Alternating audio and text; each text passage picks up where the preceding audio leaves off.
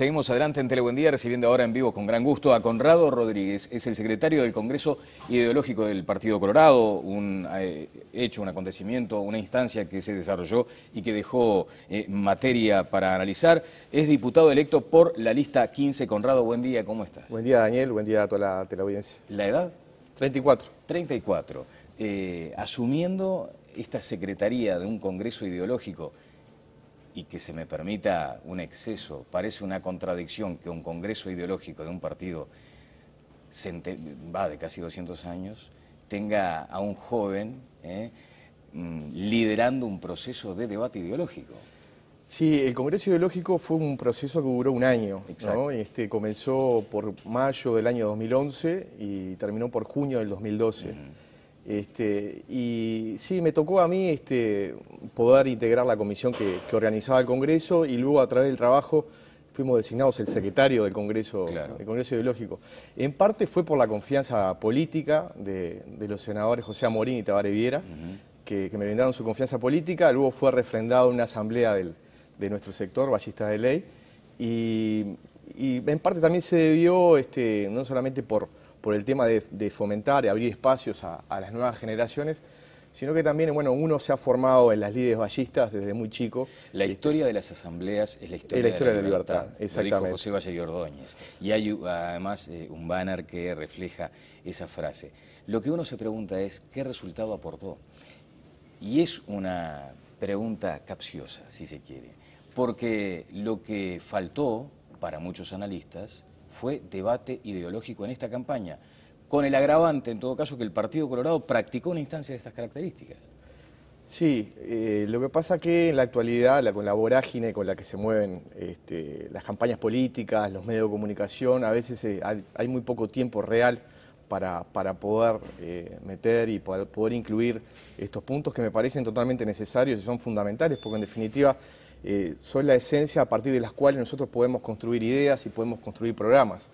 Yo creo que el Congreso Ideológico del Partido Colorado sirvió, vuelvo a repetir, duró un año, recorrimos todo el país, hicimos talleres de formación ideológica, nos nutrimos de otras ideas, de gente que provenía inclusive de otras tiendas políticas, y eso de alguna manera fue el basamento para nuestro programa de gobierno. Daniel, tú sabes muy bien que todos los operadores políticos han dicho de que el programa del Partido Colorado es un programa muy sólido. Exacto. Y verdaderamente creo que ese Congreso Ideológico sirvió como base para luego propulsar ese programa de gobierno. Eso está, y eso está en nosotros poder utilizarlo de cara al futuro. Si debieras hacer una síntesis en un título de lo que dejó aquel Congreso como desafío o lo que dejó como anclaje fundamental para el Partido Colorado. En una síntesis, yo creo que fue un hito importante, como aquel hito que ocurrió en el año 83 con la Carta de Principios del partido. Es algo que queda para las nuevas generaciones, donde las nuevas generaciones van a poder mirar, hay un libro del Congreso Ideológico donde de alguna manera, bueno, esos principios que de alguna manera son intemporales y que han cruzado toda la historia del partido, pero que de alguna manera también debían ser ayornados con los nuevos tiempos, eso está y está para ser utilizado para las nuevas generaciones. Hubo un año de trabajo desarrollando este instrumento del Congreso para debatir ideas. Posteriormente, la consolidación de ese programa, que como tú señalas, fue valorado por propios y extraños. ¿Y por qué la contradicción en esa baja votación? Vuelvo a repetir, en verdad creo que en la actualidad se mueven, hay otros cánones que pesan en la votación de la gente, la voluntad de la gente de confiar o no en un partido político, y muchas veces no pasan por los programas de gobierno, lamentablemente, y sí pasan por el eslogan, por los flashes informativos. Pero ¿no está en la responsabilidad partidaria fortalecer los vínculos, sin duda, seguir enamorando? Porque hay un caudal ideológico enorme en el Partido Colorado. No, sin duda. ¿Por qué se está discutiendo ahora si las banderas de algunas ideas, fuerza del Partido Colorado fueron arrebatadas o de pronto pasaron a otras tiendas? Yo creo que el partido sí tiene que hacer una introspección, tiene que mirarse para adentro y tiene que ver que sí no hemos sido contundentes a la hora de la comunicación. Yo creo que sí no hemos, digamos, tendido ese puente necesario con la sociedad, comunicando verdaderamente lo que somos, lo que fuimos y lo que seremos. Y creo que ahí sí el partido tiene que, de alguna manera, hacer una autocrítica y ver cómo se comunica de ahora en más cada una de las propuestas, cada una de las improntas sectoriales, o sea, las improntas de los liderazgos. Entonces creo que en el tema de comunicación nosotros tenemos un debe. Correcto. Conrado, vayamos de pronto salpicando esto de cuestiones de actualidad, porque lo otro es profundo, ¿no? Lo que hay que seguir transitando. El domingo, decía Botinelli, casi 9 de cada 10 uruguayos sostiene o considera u opina que el próximo presidente será Tabaré Vázquez. ¿Cómo analizan ese dato? Bueno, las instancias electorales se tienen que cumplir. Por supuesto, las encuestas nosotros las miramos, las estudiamos, y más en el caso de Óscar, que es un gran profesional y que sin duda sabe muchísimo de política y sabe muchísimo de electoral. Pero creo que la cuestión se juega el domingo. Hay que ver, ha pasado en las últimas, inclusive en las últimas elecciones, que las encuestas no pudieron medir ese voto de última hora, de último momento, donde la voluntad de la gente cambió en algunos guarismos, en algunos partidos políticos, eso fue notorio. Todas las encuestas daban que el Frente Amplio no llegaba a la mayoría parlamentaria. Tú sos en todo caso un uruguayo en 10 que supone que puede haber una sorpresa el domingo. A mí me gusta siempre esperar, o sea, me gusta esperar y de alguna manera ver los resultados para poder analizarlos fríamente y racionalmente.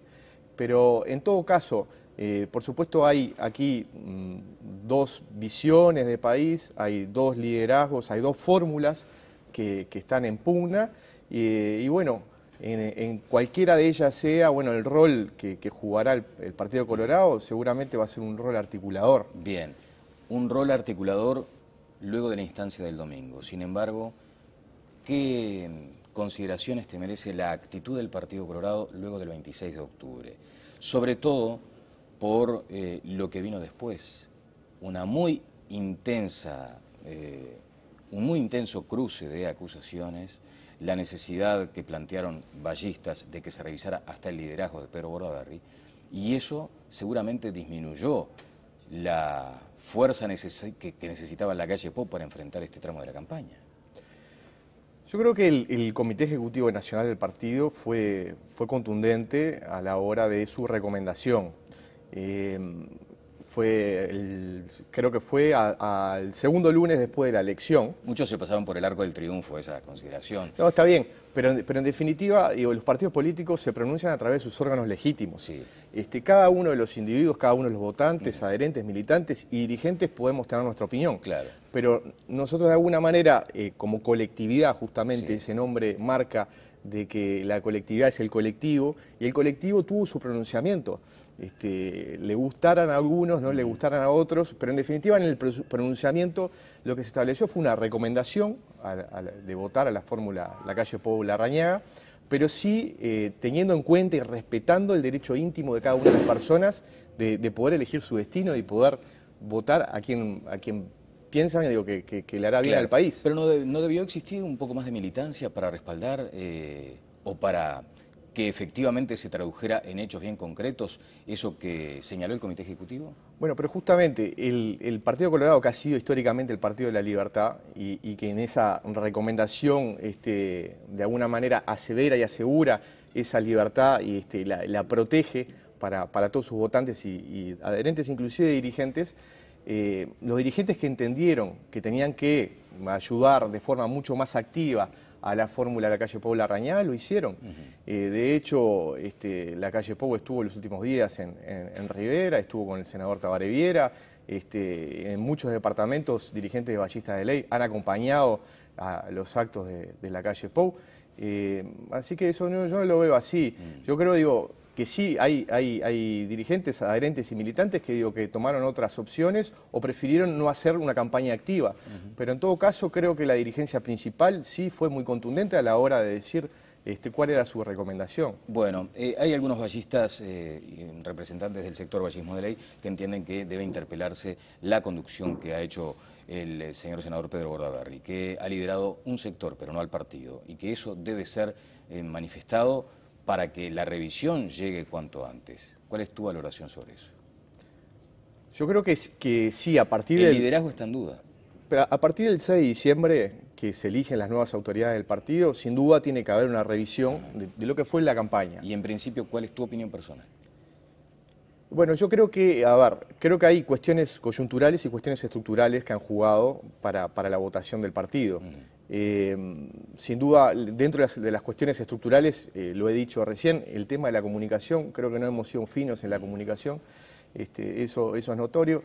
Creo que el partido debe inmiscuirse y meterse más en lo que son los resortes de la sociedad civil, que de alguna manera, por su visión liberal, de alguna manera no lo hacía con tanta preponderancia, digamos, como sí lo hacen los otros partidos políticos, porque lo hace el Frente Amplio, lo hace el Partido Nacional. El Partido Nacional tiene una comisión de asuntos sociales en el cual se involucra más con las organizaciones sociales. Bien, pero no está respondiendo esa pregunta, ¿no? No, pero ahí sí, pero hay cuestiones estructurales que juegan, sí, sin duda que juegan, y hay cuestiones coyunturales. Sin duda hubo errores durante la campaña, que justamente el nuevo Comité Ejecutivo Nacional tendrá que hacer una revisación, internalizarlo y hacer una autocrítica.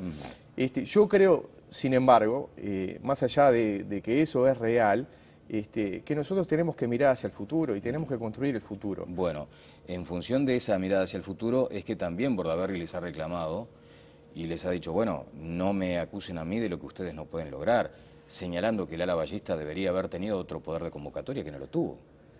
Yo creo que, y yo lo he visto personalmente, que tanto los senadores José Amorín como Tabaré Viera y todo el sector ballista de ley hicieron un gran esfuerzo durante toda la campaña, que tendieron puentes todo el tiempo, que fuimos los primeros en votar a Germán Coutinho en la convención partidaria, en un gesto de unidad partidaria. El partido necesitaba un gesto de unidad y desprendimiento, y Ballista de Ley en ese momento lo tuvo.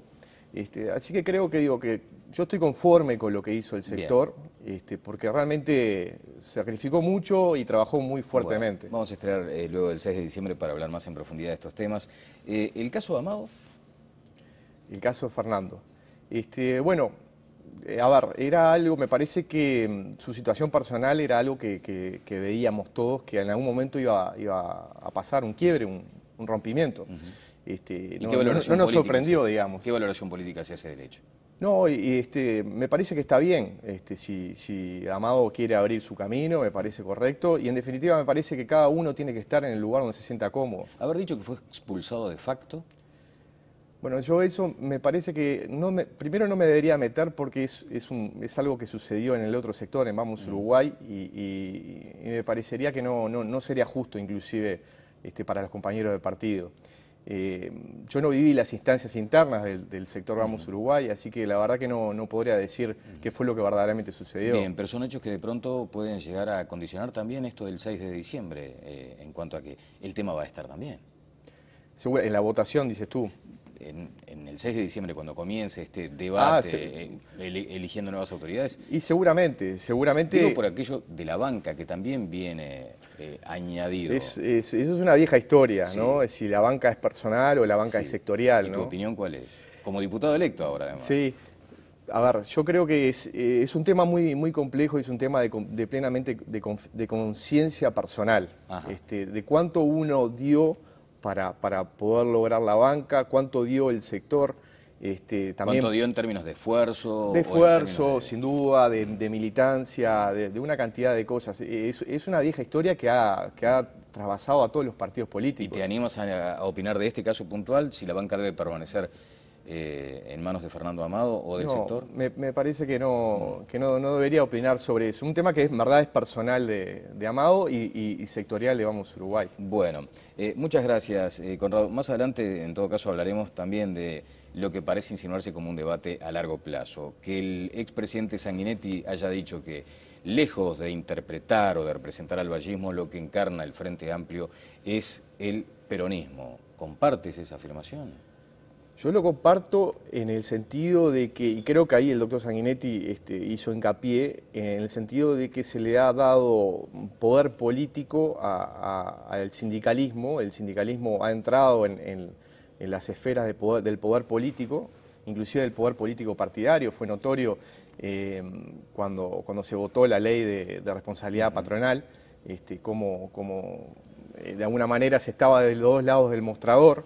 al mismo tiempo que se estaba pidiendo desde afuera del Parlamento la votación. Luego un representante del sindicalismo entró a votar en Cámara de Diputados. Entonces, en ese sentido, creo que sí, se vive un proceso parecido, el Frente Amplio vive un proceso parecido a lo que vivió el peronismo. Así que en eso concuerdo con el doctor Sanguinetti. ¿Fascismo, como dice el doctor Valle, que el Frente Amplio es fascista? Bueno, yo creo que sí hay algunos movimientos y hay algunos sectores dentro del Frente Amplio que tienen una visión muy antiliberal. Que son tales como para una afirmación de estas características. Bueno, pues eso es una afirmación del doctor Valle, que bueno, digo, está en su legítimo derecho de hacerla. Bien. Pero en definitiva, lo que sí es importante decir es que sí hay visiones antiliberales, no liberales dentro del Frente Amplio, que inclusive lo vemos con esta reforma constitucional que están promoviendo, queriendo promover. Bueno, seguiremos hablando más adelante con mucho gusto, ya cuando hayas ocupado además la banca que te corresponde. Y en principio muchas gracias, siempre faltan minutos, ¿no? Por supuesto. Ya los tendremos. Haya ocasión. Muchas gracias. Muchas gracias, Conrado. Muy amable, muchas gracias. Vamos a una breve pausa y seguimos adelante ya en el tramo final de Tele Buen Día.